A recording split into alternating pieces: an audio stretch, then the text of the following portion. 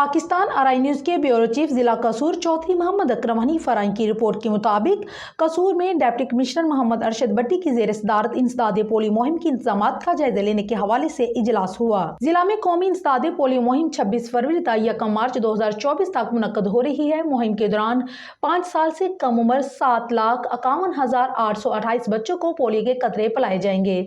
मुहिम के दौरान 6 माह से लेकर 5 साल तक के बच्चों को विटामिन ए के कैप्सूल भी दिए जाएंगे।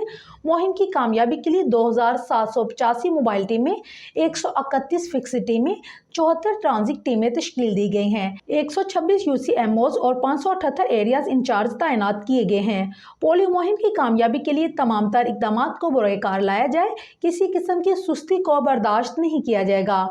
खुद पोलियो टीमों की ट्रेनिंग का जायजा लूंगा। पोलियो के मुकम्मल खात्मा के लिए तमाम महकमाजात मिलकर काम करें ताकि मुहिम के 100% नताइज हासिल किए जा सकें।